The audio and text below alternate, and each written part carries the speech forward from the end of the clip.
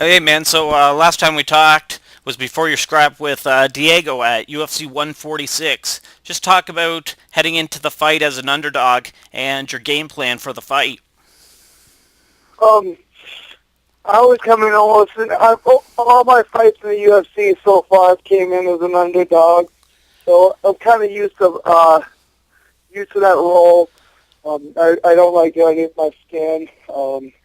I thought it was a great opportunity for me to really, fight a good opponent with a lot of had a lot of hype behind him. So I was excited for the challenge, and I didn't want to get the middle. For my game plan, I've watched a lot of his fights. He always comes out hard. I mean, there's no doubt about it. He's a fast starter. He has a lot of power. So I knew I had to withstand some of the punishment in the beginning. That was a little bit part of my plan was the stay focused. If I'm losing some of the first round, don't let it get to me too much, and try to wear on him as the fight went on. I just didn't expect a 5 minute lose a whole round like I did, but I stayed composed and I just kept on fighting and I ended up winning. You're 4-1 in your last five fights. How far away are you from a top contender fight, in your opinion? Um, I'm guessing the next fight's going to be a pretty big step up. I mean, that might be one of those fights where it's going to be somebody who's getting close like I am to who has a win streak. I'm 3-0 at 145, so I'm guessing it's going to be somebody who has a streak like me or somebody who's high up the ladder, and that's going to be a big fight for me, and then we'll go from there. Back in 2011, you decided to drop to featherweight, and like you said, the last three fights have been at featherweight. How have the weight cuts been? Um, Pretty easy. I'm big 445. I do cut a pretty decent amount of weight, but I diet down. I just live with, I eat right. I just really focus on what I'm eating. My wife, she really helps with my diet. She cooks pretty much all my food from scratch, so I just kind of make a list for her, and she's really into it anyways, the cooking side and health foods and stuff, so she knows a lot about it. And we make a list at the beginning of the week, and she cooks everything for me, and it's pretty much eating and working out. I lean out pretty good, and then the week of the fight, I'm no more than 10 pounds over the fight cut. How is your health following the fight? It's good, I mean, it's not bad at all. Obviously, I'm dehydrated some, but I feel like, I get like down. I'm real thin, but I don't feel like I'm going to die. I mean, I've cut a lot of weight in wrestling, and sometimes you just feel like I can't even be able to walk. But when I'm cutting for the fighting, it's not really that bad. I'm not real hydrated, but I'm not bad. And then the day of the fight, I feel like almost 100%. I feel 100% pretty much again. I'm energetic. I have a lot of energy. I'm hydrated. I feel good. The weight cut really doesn't bother me that much. How was your health following the fight? Did you sustain any injuries in the actual fight? The ear, obviously. I had a cough all year going into the fight, and it was pretty bad going into the fight. I kept on trying to drain it, trying to hopefully it would harden before the fight. I was wearing my wrestling headgear to try to make sure it didn't swell back up. It was still pretty soft, so going into the fight, my ear was soft, and he punched me in my ear a few times, and it really swelled up. So I suffered some pretty bad cough all in that fight. When can the fans expect to see a return for you to the octagon? Uh, I'm not exactly sure yet. I'm hoping maybe September. There's obviously a September card in Indianapolis. I'm from Indiana, so Indianapolis would be freaking awesome. But I have to wait for the call and see where they kind of want to put me at, and see if my opponent, maybe they have an opponent in mind, and I'll just take it from there. Fantasy matchup time. If you could fight any featherweight, who would it be and why? I really haven't thought about it.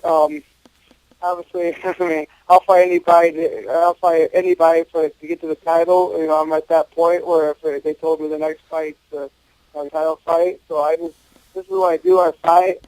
I mean, I let them decide who the matches are, but it was not really a fantasy fight. It was I was like fighting in general. Whoever I have to fight, I have a good time and I have fun with it. And is it important to you to rematch your losses?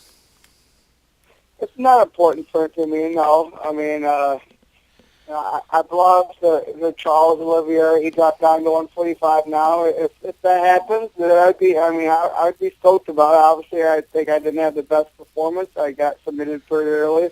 And I'd be real happy about the fight, but it's not everything. I mean, I learned a lot from that fight. I think that fight helped me become a better fighter.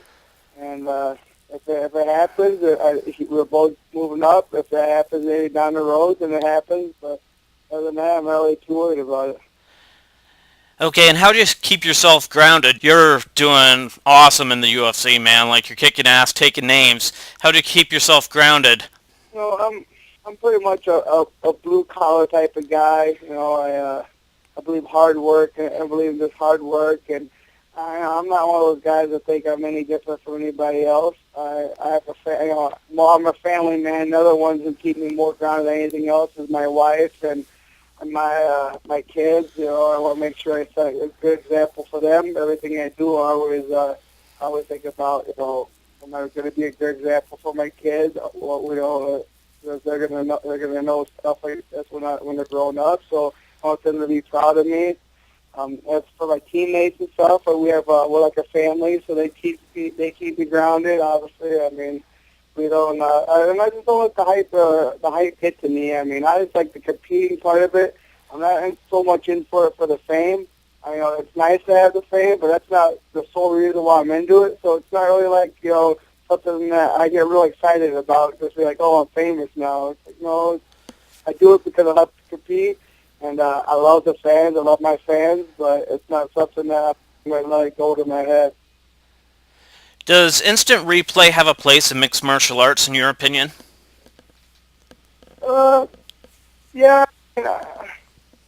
I think instant replay has it for, you know, sometimes they can't see stuff that happens and that happens in fights. You know, maybe like me.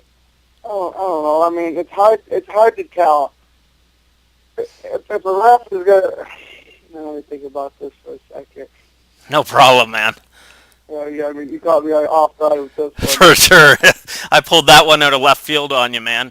Yeah, you got me. You know, I think it'd be good to use instant replay, but what's so hard about it is it's not like in football where you have that time in between. Right. You know, it would really slow down the fights. I agree with instant replay, but there's really not a time you can use it. It's not like a time where you're like, okay, we got to break this off. Let's see what happened. Let's look at the instant replay. I mean, obviously they look at the instant replay sometimes. You see a lot of instant replay when they throw a low kick, you know, groin shot, hit the guy in the groin. You see a lot of instant replays for that. And that's good, you know, and make sure that, you know, the guy's not just taking an injury time. And you like to see that. Maybe if they cut it for if you get like a headbutt, you get a quick gash over your eye. I mean, that's kind of that'd be kind of good for an instant replay. But overall, it's really not a valuable tool because you can't stop.